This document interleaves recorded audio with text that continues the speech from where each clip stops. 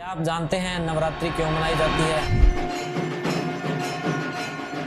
जय माता जी के दोस्तों, मैं हूं रवि राठौड़ और आज हम जानेंगे नवरात्रि क्यों मनाई जाती है। हिंदू धर्म के एक पुराण मार्कंडेय पुराण में इस बात का वर्णन मिलता है। मार्कंडेय पुराण के एक अंश देवी महात्म्यम में इस बात की संपूर्ण जानकारी हमें प्राप्त होती है। इस ग्रंथ के अंदर 700 श्लोक हैं, इसलिए इस ग्रंथ को श्री दुर्गा सप्तशती भी कहते हैं। इसके अनुसार ब्रह्मा जी के मन से उत्पन्न हुए एक मानस पुत्र दक्ष प्रजापति की 2 पत्नियां थी। एक का नाम प्रसूति और एक का नाम वीरनी था।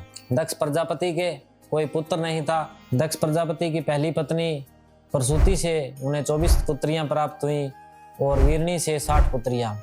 इन सभी पुत्रियों की शादी देवताओं और ऋषियों के साथ की गई। इनमें से एक पुत्री दीति से दैत्यों का जन्म हुआ और दूसरी पुत्री धनु से 2 दानवों का, रंभ और करंभ। दोनों ही बड़े वीर, बड़े शक्तिशाली, बड़े बलवान थे।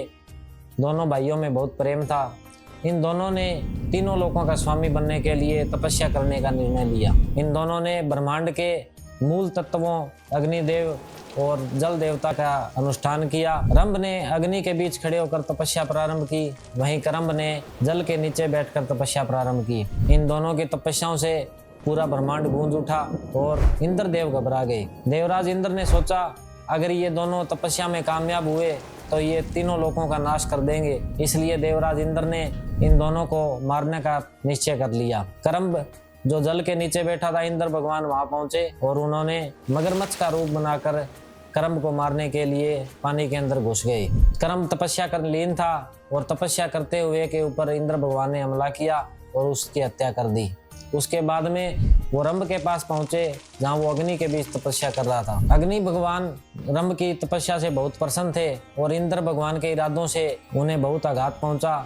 जैसे ही इंद्र भगवान ने करंभ के सुरक्षा घेरे के बीच प्रवेश किया, वो खुद अग्नि में जलने लगे। अग्नि भगवान और इंद्र देवता के बीच परस्पर लड़ाई हुई। इस लड़ाई के अंदर अग्नि देवता विजयी हुए और इंद्र भगवान लपटों में जलने के कारण वहां से भाग खड़े हुए। जब इस सारे वृत्तांत का पता रंभ को चला तो वो बहुत दुखी हुआ, क्योंकि वो अपनी भाई की मौत को बर्दाश्त नहीं कर सका।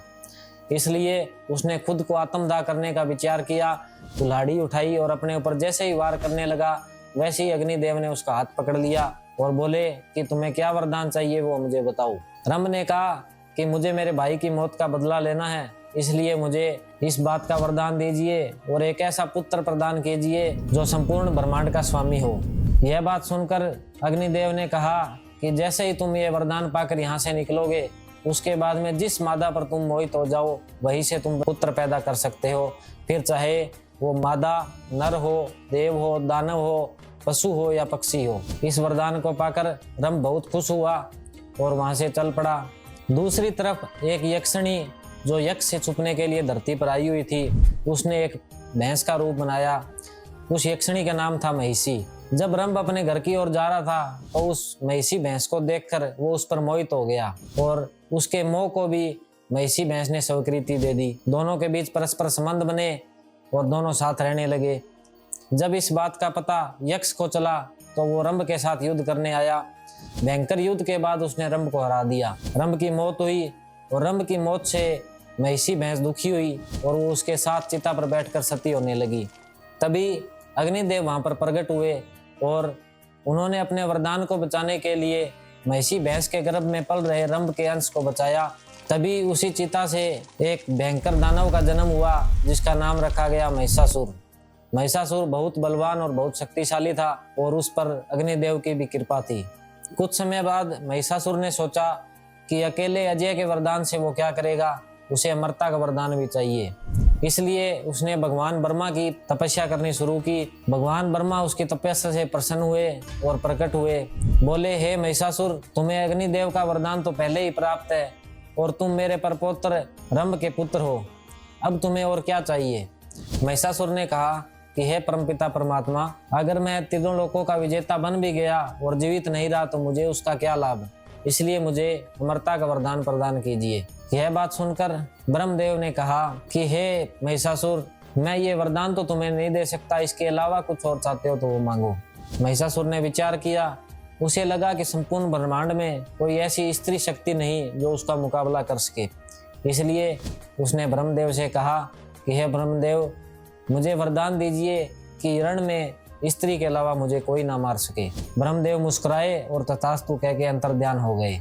उसने तीनों लोकों में अपना राज स्थापित किया और स्वर्ग लोक से अपने राज्य का संचालन करने लगा। उसके अत्याचारों से संपूर्ण ब्रह्मांड तहस नहस हो गया।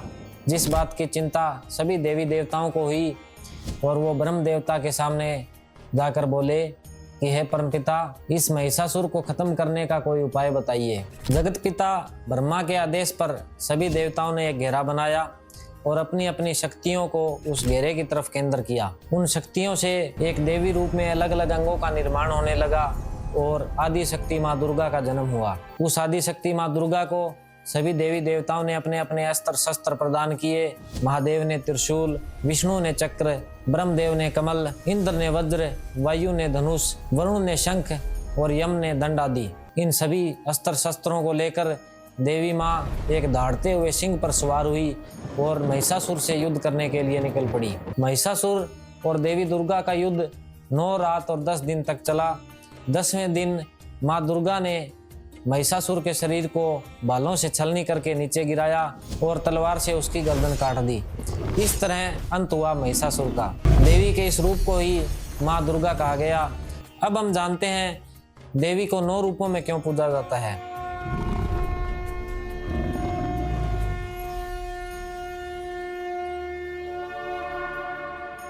महिषासुर अनेक सिद्धियों और शक्तियों का स्वामी था और हर दिन एक नए रूप में युद्ध कर रहा था। इसलिए देवी दुर्गा को भी अलग अलग रूपों में उसके साथ युद्ध करना पड़ा। महिषासुर के साथ पहले दिन के युद्ध में देवी ने हिमालय पर्वत के अवतार राजा हिमवत की पुत्री का रूप धरा।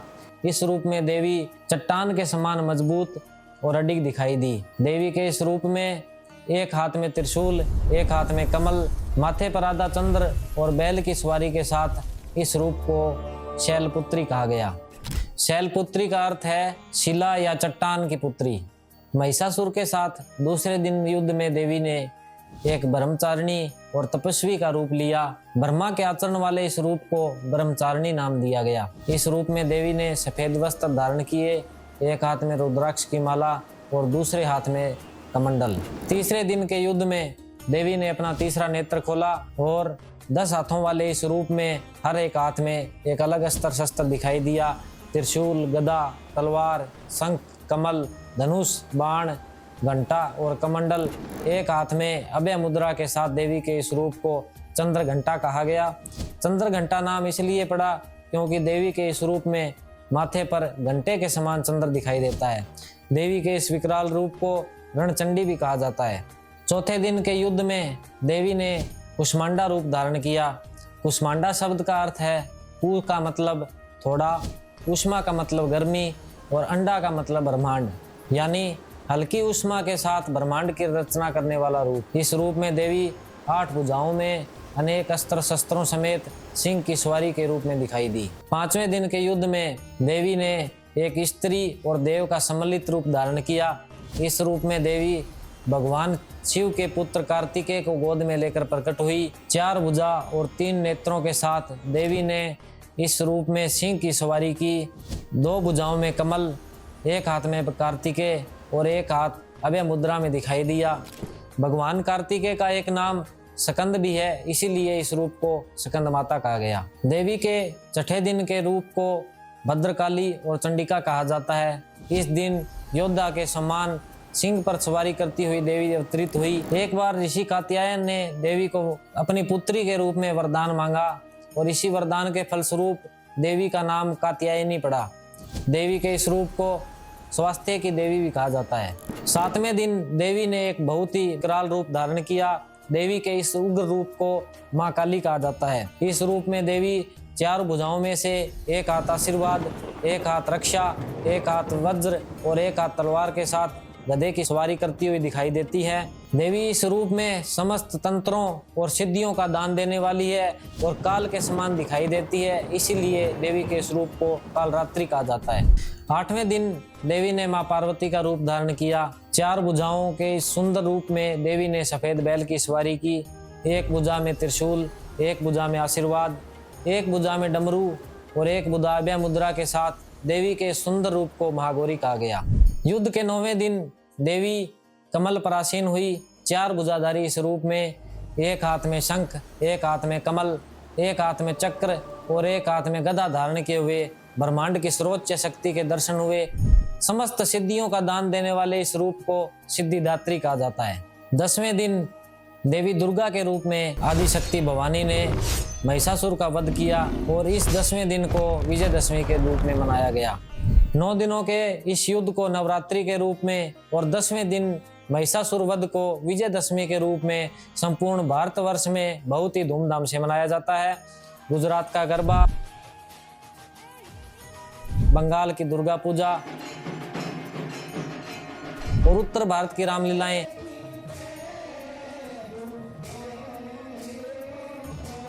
हमें यह एहसास दिलाती हैं कि ये केवल एक कहानी नहीं बल्कि हजारों सच्ची घटनाओं से लिखा हुआ एक इतिहास है। ये इतिहास केवल हमारा अतीत नहीं बल्कि हमारी पहचान भी है और हमारी पहचान हमें जोड़ती है हमारी संस्कृति से। भारत देश की ऐसी और भी अनसुनी बातों को जानने के लिए हमारे चैनल को सब्सक्राइब करें और अपने विचार कमेंट में ज़रूर लिखें। आप सभी दोस्तों को नवरात्रि और विजयदशमी की शुभकामनाओं के साथ जय माता जी की।